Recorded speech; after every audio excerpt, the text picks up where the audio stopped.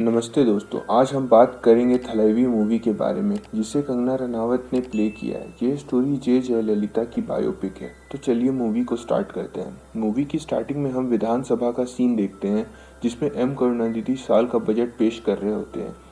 उन्हें जया जी बीच में रोकती है और सवाल करती हैं कि आपने ऑपोजिशन को जेल में क्यों डाला है, उन पर झूठे केसेस क्यों चलाए हैं, हमारे फ़ोन टैप हो रहे हैं, आप सीएम हैं या कोई तानाशाह। ये कहकर वह उनसे इस्तीफा मांगती है, जिससे करुणानिधि के लीडर गुस्सा हो जाते हैं और जया जी और एमजीआर के रिश्तों के बारे में उल्टा सीधा कहने लगते हैं, जिससे सदन में हंगामा होता है और जया जी और उनके लीडर्स को करुणानिधि के लीडर बहुत मारते हैं और जया जी को बहुत अपमानित करते हैं और फिर उन्हें सदन से बाहर निकाल देते हैं।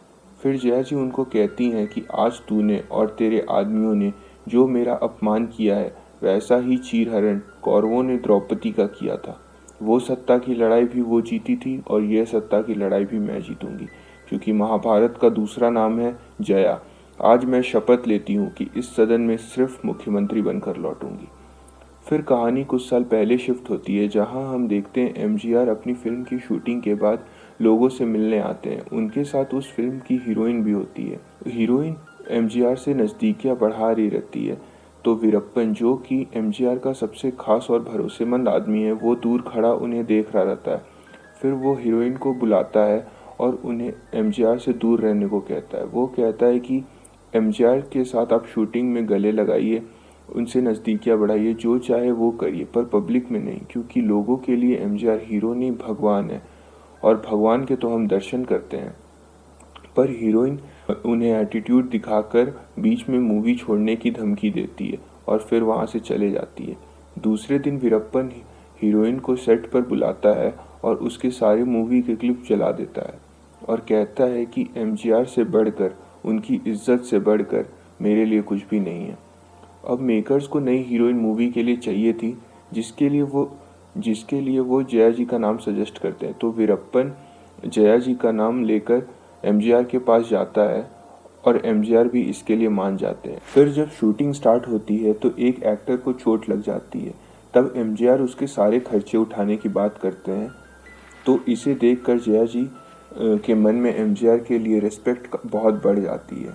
जब जया जी और एमजीआर का रोमांटिक सीन होना था तो जया जी वो नहीं कर पाती। तो एमजीआर उन्हें कहते हैं कि तुम जैसे अपनी माँ को गले लगाती हो तो तुम्हें डर नहीं लगता, वैसे ही मुझे भी अपनी माँ समझकर गले लगा लो। इसके बाद उनकी शूटिंग अच्छे से कंप्लीट हो जाती है। फिर उनकी मूवी जब रिलीज़ होती है तो वो लोगों को बहुत पसंद आती और जया जी रातों रात बहुत बड़ी स्टार बन जाती है। लोगों को भी उनकी जोड़ी बहुत पसंद आती है और उन दोनों को एक के बाद एक बहुत सी फिल्मों में काम मिलने लगता है। लेकिन वीरप्पन को उनका साथ में रहना बिल्कुल पसंद नहीं आता। एक दिन शूटिंग में जया जी एमजीआर से पूछती है कि जब आप मुझे गले लगाते हैं तो किसके बारे में सोचते हैं। तब एमजीआर जवाब देते हैं कि सथानंदवती के बारे में, जो उनकी पहली पत्नी थी। अगले दिन जया जी सथानंदवती के जैसे कपड़े पहनकर एमजीआर के सामने आती हैं, तो जिससे एमजीआर बहुत इमोशनल हो जाते हैं। फिर रात में एक आदमी एमजीआर के घर आता है और उन्हें गोली मार देता है, पर वह बच जाते हैं और उन्हें तुरंत हॉस्पिटल में एडमिट करवा दिया जाता है। जब यह बात जया जी को पता चलती है तो वो हॉस्पिटल आती है, पर वह वहाँ उनकी पत्नी को देखकर वहाँ जा नहीं पाती। वहाँ करुणानिधि आए होते हैं। तब एमजीआर लिख कर बताते हैं कि वो इस हालत में रैली में नहीं आ पाएंगे। तब करुणानिधि कहते हैं कि आपको रैली में आने की ज़रूरत नहीं है, ना ही कुछ कहने की ज़रूरत है, बस इलेक्शन में खड़े हो जाओ, वही जीत के लिए काफ़ी है। यहाँ पर पहली बार जया जी और करुणानिधि के बीच में मुलाकात होती है। फिर विधानसभा इलेक्शन के रिजल्ट आते हैं और डीएमके जीत जाती है और सत्ता में आ जाती है। 17 साल के कांग्रेस के राज का अंत हो जाता है। फिर वीरप्पन जब जया जी और एमजीआर के ज़्यादा नज़दीकियाँ देखता है तो वो जया जी को फिल्म से निकाल देता है और दूसरी हीरोइन को रख लेता है, जिससे जया जी को बहुत बुरा लगता है और वो फिर दूसरी फिल्में साइन करने लगती हैं और उनकी मूवी एक के बाद एक बहुत हिट होने लगती है और वो लोगों को बहुत पसंद आती है। दूसरी तरफ एमजीआर की मूवी बिल्कुल भी नहीं चलती, जिससे प्रोड्यूसर्स का बहुत भारी नुकसान हो जाता है। फिर मजबूरी में आकर एमजीआर को जया जी को मनाने जाना पड़ता है और अपनी अगली फिल्म में वो जया जी को डबल रोल दे देते हैं। फिर नेक्स्ट इलेक्शन में जब एम करुणानिधि सीएम बन जाते हैं तो वो एमजीआर के लिए एक कविता पढ़ते हैं, पर स्टेज पर एमजीआर को जाना पड़ता है क्योंकि उनकी फिल्म की शूटिंग में देर हो रही थी। तब सब लोग एमजीआर के पीछे चल जाते हैं। ये देखकर करुणानिधि को बहुत गुस्सा आता है। फिर अगले दिन करुणानिधि एमजीआर को मीटिंग में नहीं बुलाते और एमजीआर को ये बात बहुत बुरी लगती है। फिर वो हिसाब बराबर करने करुणानिधि के पास जाते हैं। वहाँ जाकर एमजीआर कहते हैं कि उन्हें एजुकेशन मिनिस्टर बना दिया जाए, पर करुणानिधि कहते हैं कि उनका और जया के बीच में जो चल रहा है उनसे उनकी पार्टी का नाम बहुत ख़राब हो रहा है और वो फिल्में भी साइन कर रहे हैं, तो अगर उन्हें मिनिस्ट्री चाहिए तो उन्हें सब कुछ छोड़ना पड़ेगा। तो ये सुनकर एमजीआर बहुत गुस्सा हो जाते हैं और उनकी पार्टी छोड़ देते हैं। जब वो घर आते हैं तो वीरप्पन उन्हें समझाता है कि करुणानिधि सच कह रहे हैं, जया के साथ आपका रिश्ता आपको बर्बाद कर सकता है। वीरप्पन उन्हें जया जी को छोड़ने के लिए कन्विंस कर लेता है। तो फिर अगले दिन एमजीआर जया जी को लेकर अकेले जाते हैं और वहाँ उन्हें समझाते हैं कि उनका रिश्ता अब नहीं चल सकता और अब उन्हें अलग हो जाना चाहिए। इसी में दोनों की भलाई है। पर जया जी इसे सुनकर बहुत रोती हैं। फिर एमजीआर वहाँ से चल जाते हैं। इसके बाद जया जी अकेली हो जाती हैं। उनकी माँ की तबीयत खराब हो जाने के कारण उन्हें एडमिट करवाना पड़ता है। कुछ दिन बाद वो गुजर जाती हैं। फिर हमें 10 साल बाद का समय दिखाया जाता है, जहाँ हम देखते हैं कि एमजीआर दूसरी बार तमिलनाडु के चीफ मिनिस्टर बन जाते हैं। यहाँ पर जया जी को एक मूवी के लिए ऑफ़र आती है, जहाँ मेकर्स उन्हें बताते हैं कि उन्हें बड़ी बहन के रोल के लिए आना होगा। तब जया जी उन्हें कहती हैं कि जब शेर बूढ़ा हो जाता है तो वो बिल्ली नहीं बन जाता। ये कहकर वो वहाँ से चल जाती हैं। फिर एक गवर्नमेंट प्रोग्राम के लिए ऑर्गेनाइजर एमजीआर के पास आते हैं और उन्हें एज अ चीफ गेस्ट आने की रिक्वेस्ट करते हैं और साथ ही साथ ये भी रिक्वेस्ट करते हैं कि वो जया जी को उस प्रोग्राम में डांस करने बुलाना चाहते हैं, जिसके लिए एमजीआर मान जाते हैं। पर वीरप्पन सोचता है कि वहाँ कोई भी जया जी को देखने नहीं आएगा। पर जब प्रोग्राम होता है तो बहुत लोग जया जी को देखने आए होते हैं। वो लोग उन्हें देखकर बहुत खुश हो जाते हैं। यहाँ वीरप्पन इस सब को देखकर बहुत गुस्सा हो रहा होता है। जब एमजीआर जया जी की परफॉर्मेंस देखते हैं तो वो अपने आप को उनसे मिलने जाने के लिए रोक नहीं पाते और मेकअप रूम में मिलने चले जाते हैं। वहाँ जाकर एमजीआर उनको पॉलिटिक्स में आने के लिए कहते हैं, पर जया जी कहती है कि उन्हें पॉलिटिक्स समझ नहीं आती। एमजीआर जवाब दे रहे हैं कि बहुत सीधा सा हिसाब है, अगर तुम लोगों को प्यार दोगी तो वो भी बदले में तुम्हें प्यार देंगे। घर जाते वक्त एक छोटी लड़की उनके कार के सामने आती है। तब जया जी पूछती है कि तुम स्कूल क्यों नहीं जाती, वहाँ तो खाना भी मिलता है। वो लड़की जवाब देती है कि खाना सिर्फ पोस्टर पर है, स्कूल में नहीं। फिर वहाँ से जया जी स्कूल जाती हैं। स्कूल की हालत बहुत ख़राब होती है। वहाँ 2 बच्चे सड़ा हुआ खाना खा रहे होते हैं। जब जया जी ये सब देखती है तो वो टीचर से मिलने जाती है।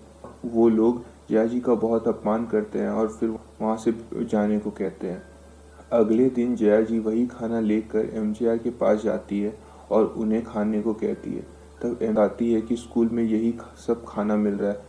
तब एमजीआर उनके साथ स्कूल जाते हैं और उन लोगों को काम से निकाल देते हैं। जब बच्चों को अच्छा खाना मिलता है तो वो जया जी का नाम अम्मा रख देते हैं। तब एमजीआर जया जी को कहते हैं कि मैंने कहा था ना अम्मू, अगर तुम लोगों को प्यार दोगी तो वो भी तुम्हें प्यार देंगे। एमजीआर जया जी को मिड डे स्कीम की जिम्मेदारी के साथ अपनी पार्टी में शामिल कर लेते हैं। यहाँ से जया जी का पॉलिटिकल करियर स्टार्ट हो जाता है। वो बच्चों के दिलों में अपनी जगह बना लेती हैं। वहाँ के लोग भी उन्हें अपनी लीडर मानने लगते हैं। उनके वजह से पार्टी वो जगह भी जीतने लगती है जहाँ उन्हें कभी कोई वोट नहीं देता था। जया जी की ये सब कामयाबी देखकर एमजीआर उन्हें अपनी पार्टी की प्रोपेगेंडा सेक्रेटरी बना देते हैं। जया जी की पॉपुलैरिटी बढ़ने लगती है। उसके बाद पार्टी में वो उन लोगों के खिलाफ नोटिस इशू करती है जो किसी भी रैली या मीटिंग में नहीं आते थे। जब उन लीडर्स को नोटिस मिलती है तो वो सब के सब डर जाते हैं और एमजीआर के पास जाते हैं और उनको कहते हैं कि एक नई लड़की हम पर दबाव कैसे बना सकती है, पर एमजीआर उनकी बात नहीं सुनते और जया जी का सपोर्ट करते हैं। फिर जब एमजीआर देखते हैं कि जया जी और उनके सीनियर लीडर की वजह से पार्टी टूट सकती है, तो वो जया जी को एमपी बनाकर राज्यसभा भेज देते हैं ताकि वो कांग्रेस का सपोर्ट हासिल कर सके, क्योंकि इतने सालों में वो किसी ने भी नहीं किया था। तो अगर जया जी ये काम कर देती हैं तो सीनियर लीडर्स फिर आगे कुछ कह नहीं पाएंगे। जब जया जी इसके लिए दिल्ली जाती है तो वो पीएमओ ऑफिस बिना अपॉइंटमेंट के इंदिरा जी से मिलने जाती है, जिससे उन्हें बहुत देर तक इंतज़ार करना पड़ता है। फिर करुणानिधि के लीडर्स आते हैं और उन्हें तुरंत अंदर जाने मिल जाता है। जब वो लोग बाहर आते हैं तो जया जी को कहते हैं कि कांग्रेस का सपोर्ट हमें मिलेगा, इसी के लिए हम बात करने गए थे। अगले दिन एलके आडवाणी जी राज्यसभा में अपना कुछ वक्त जया जी के डेब्यू स्पीच के लिए दे देते हैं और जया जी इतना अच्छा भाषण देती है कि पूरे हाउस में उन्हें सब अप्रिशिएट करते हैं और उन्हें अगले दिन की अपॉइंटमेंट इंदिरा गांधी जी दे देती हैं। फिर जया जी इंदिरा जी से मिलने जाती हैं और उन्हें अपने साथ अलायंस करने के लिए मना लेती हैं और फिर उन्हें कांग्रेस का सपोर्ट मिल जाता है। पर वो अलायंस होने की बात एमजीआर को नहीं बताती और सारे डिसीजन खुद लेती है कि कांग्रेस और उनकी पार्टी कितने सीटों पर लड़ेगी, जिससे एमजीआर गुस्सा हो जाते हैं। जब जया जी वापस चेन्नई आती हैं तो वीरप्पन उन्हें पार्टी से निकाल देने की बात कहता है, तो जया जी कहती हैं कि आप लोगों को मेरी ज़रूरत फिर से पड़ेगी और आप ही को मेरे पास आना होगा। घर आकर जया जी एमजीआर को कॉल करती हैं, पर दोनों एक दूसरे को कुछ कह नहीं पाते। अगले दिन जया जी को पता चलता है कि एमजीआर बीमार हो गए हैं और उन्हें ट्रीटमेंट के लिए अमेरिका लेकर जाया गया है। और यहाँ यह भी खबर आती है कि इंदिरा गांधी को किसी ने गोली मारकर हत्या कर दी। फिर कांग्रेस के सारे डिसीजन राजीव गांधी लेने लगते हैं और जब राजीव गांधी कैंपेन देखते हैं तो उन्हें जया जी का नाम कहीं नहीं दिखता, तो वो तुरंत वीरप्पन को कॉल करते हैं और कहते हैं कि अगर जया जी कैंपेन में नहीं आएंगी तो वो अलायंस तोड़ देंगे, जिससे वीरप्पन को मजबूरी में ना चाहते हुए भी जया जी को वापस लाना पड़ता है। फिर जया जी के वजह से उनकी अलायंस जीत जाती है और एमजीआर भी वापस ठीक होकर तमिलनाडु आ जाते हैं। जब वो पार्टी वर्कर्स से मिलते हैं तो वो जया जी को ढूंढने लगते हैं, पर वो कहीं नहीं मिलती। घर जाकर वो जया जी को कॉल करते हैं और कहते हैं कि वो अभी उनके घर आएंगे। फिर जया जी जल्दी से तैयार होती हैं और उनके लिए कुक को खाना बनाने बोलती हैं। वो काफ़ी घंटे इंतज़ार करती है पर वो नहीं आते। फिर कुछ घंटे बाद एक आदमी खबर लेकर आता है कि एमजीआर नहीं रहे। ये सुनकर जया जी के होश उड़ जाते हैं और वो बेहोश होने लगती है। फिर उसके बाद वो उनके घर जाती हैं, लेकिन उन्हें अंदर जाने नहीं दिया जाता। जब एमजीआर की बॉडी बाहर आती है तो वो किसी तरह एमजीआर के पास जाती हैं। जब एमजीआर की बॉडी को ट्रक में रखा जाता है तो जया जी ट्रक में चढ़ने की कोशिश करती हैं, पर उन्हें ट्रक से नीचे ढकेल दिया जाता है। वीरप्पन को भी यह सब देखकर ठीक नहीं लगता, पर वो कुछ नहीं कह पाता। फिर जया जी घर आके प्रेस कॉन्फ्रेंस बुलाती हैं और अपने आप को एमजीआर की उत्तराधिकारी होने की बात कहती हैं। दूसरी तरफ सब लोग जानकी अम्मा, जो कि एमजीआर की वाइफ थी, उन्हें उनका उत्तराधिकारी मानते हैं और कहते हैं कि असेंबली इलेक्शन वो उन्हीं के नेतृत्व में लड़ेंगे। फिर इलेक्शन के रिजल्ट आते हैं जिसमें करुणानिधि सीएम बन जाते हैं। जया जी भी अपनी सीट से जीत जाती हैं, पर जानकी अम्मा नहीं जीत पाती, जिससे वो मान लेती हैं कि जया जी ही एमजीआर की उत्तराधिकारी हैं। फिर जैसे ही करुणानिधि सीएम बनते हैं तो वो अपोजिशन के लीडर्स को जेल में डाल देते हैं। फिर हमें स्टार्टिंग का सीन दिखाया जाता है जहाँ से मूवी स्टार्ट हुई थी।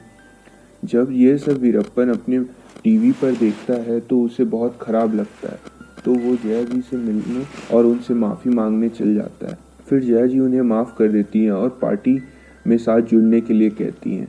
इसके बाद जया जी पे एक जानलेवा हमला होता है और वो उन्हें हॉस्पिटल एडमिट करवाना पड़ता है, जहाँ पे राजीव गांधी जी भी उन्हें देखने आते हैं।